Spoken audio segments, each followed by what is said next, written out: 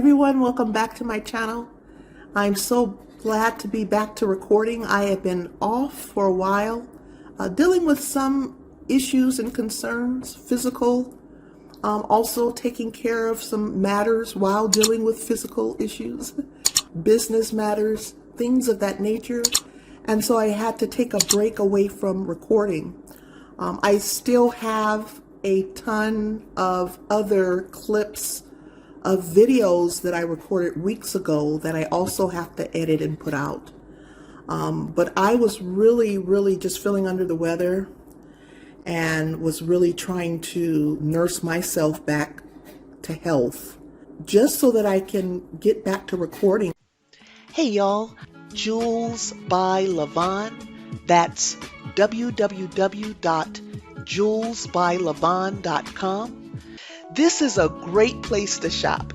You can stock up on holiday, birthday, anniversary, specialty gift items, as well as doing a bit of a shopping spree for yourself. If you're anything like me, you love to shop and purchase items that are just special for you and the ones you love. And my store is where you'll find them. We offer quality fashion jewelry, accessories, and more for all ages and all styles at prices you can afford. Right now, you can celebrate with us the grand opening of our website. All prices are listed at discount. Some items are discounted even more. I'm really excited to invite you to Jules by Lavon. Make sure you come on over, tell others about us, and get those orders in for the holidays. Thanks everyone, and God bless. Happy shopping. My family and I used to celebrate it for years. And so the meaning behind Thanksgiving, as far as what we celebrated it for, just giving thanks to the Lord, for He is good and His mercy endures forever and ever. Just families coming together and enjoying the tradition of, sharing love with one another, communing and fellowshipping with one another. Those are really good intentions of the holiday. However, the origins of these various holidays that we celebrate have not been so great. I do have that clear understanding and do empathize with those who may not feel comfortable cooking or having families over for these particular holidays or these times. And so I do understand that perspective and where you're coming from. It was a tradition for my family growing up from, forever. And so that's what we did. We cooked primarily soul food, good traditional Southern Thanksgiving soul food. It's something that I've always done as an adult in my home. And just because I don't like the paganistic origins of Thanksgiving and what it initially stood for, I still like to cook because it was a tradition. And you know what? The word scripture also says that the Lord can turn those things that are bad into that is good. And so I'm just going to consider these holidays just that. Instead of the bad intent that was meant for the initial origination of these types of days like Thanksgiving or called Christmas and all these other things, what I'm referring to. Instead of seeing them in a bad light and running away, oh, it's Thanksgiving, it's a pagan holiday, I'm not going to cook, I'm not going to do that. No, we did it for years, ignorantly, unawares, not really knowing what was going on with the origin of these holidays. We did it for years. And now that I am aware, well, I'm not going to be sitting around in the corner like, oh, it's a pagan holiday, I'm not going to eat, I'm not going to celebrate, I'm not going to cook, I'm not going to do nothing. No, I cook every year. And at this time of the year, during the Thanksgiving and Christmas times, I really get an urge to cook. So I really was pressing myself to nurse myself back to health so that I could cook, but not only to cook, but share a few dishes with you all here on this platform. And this is a real quick idea. Instead of using the fresh sweet potatoes or yams, I am using the can. So again, I hope that you all are coming together with your families and loved ones and showing love to each other, sharing love to each other. What we traditionally do, I like to make a ton of food. I've been used to doing that for many years, and I make double portions of everything. And what I'm going to be doing is a portion will be here in the home, and then I share a portion with my significant other, homeless ministry. And so, of course, he also takes a portion of the food that I cook and share it with the homeless, those who are down and during these times. And so that's been a tradition of ours. And what I'm going to have on the menu, I don't cook turkey. I don't know. I just don't really like it, but I will definitely eat turkey if I went to a banquet or went to an event and someone served turkey. I would eat it, definitely. It's not so gamey that I wouldn't eat it. Duck, I would eat duck as well.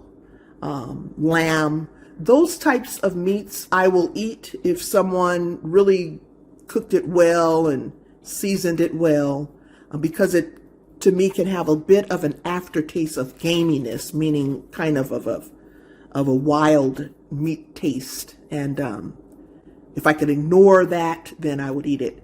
So that's why I don't cook turkey. And so instead of cooking turkey, what I normally do, I cook 2 whole chickens, and then I have dressing, mac and cheese, greens, potato salad, corn,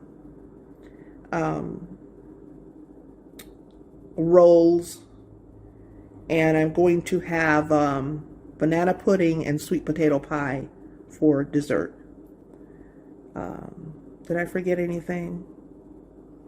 And you know what I have to do? You know what I have to do, you guys? I have to write it all down.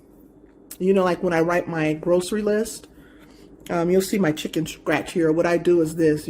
I have chicken, dressing, mac and cheese, greens, potato salad, banana pudding, sweet potato rolls. And so under each meal, like under the chicken, I had to buy some poultry seasoning, some seasoning salt, some onion powder. I also ordered some turkey necks because I'm going to put that in the greens. It's going to be collard and mustard green mix. I had some collards, and then they didn't have enough collards, so they had mustard. So I'm going to mix the collards and the mustards and put some turkey necks in them and let them cook really good. Dressing, and you see how under the dressing, what I needed at the grocery store was onion and celery. I had been pre-buying all of my things because I had been taking heed to what they were saying about the make sure you buy things ahead of time. So I had done that. I had been doing that. And then all of a sudden I just got ill, went under commission for a minute. Then last week I started feeling a bit better. Really had a lot of business to catch up on and take care of. So as I was doing that, I was also buying some other things that I needed for the meal. So yeah, what I'm going to be showing you today is pretty much my sweet potato pie. Guys, just sit back and relax, listen to music while I cook. I want you guys to enjoy your time with your family and your loved ones. If you don't celebrate the holidays, still make it a reason to come together with your loved ones. What I will say, and what you will see me doing, is with your sweet potatoes, whether they're canned or fresh, make sure you eliminate a lot of the fiber before you make your sweet potato pies. You don't want a lot of those shredded fibers in your sweet potato pies. And the way you can eliminate that simply is by using a mixer. Pause that mixer and pull a lot of those fibers out of your sweet potatoes. That would be some advice that I would give you when it comes to making a smooth, creamy sweet, buttery, tasty sweet potato pie.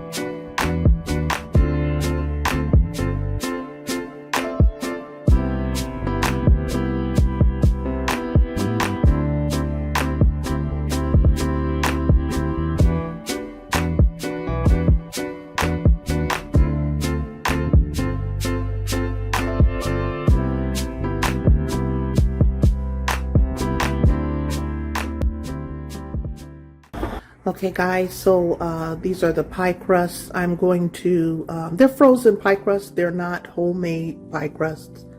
I'm taking it a bit easy this holiday season. So no homemade pie or flour dough, which would be best in my opinion. But I'm just taking the easy route these days. Yeah, what I'm going to do is just fill it part way instead of all the way into the filling. Preheating the oven, I'm going to put these frozen pies in the oven and let them cook a bit before I fill them up with my sweet potato pie filling. And sometimes it can make the pie crust soggy, and so this kind of helps.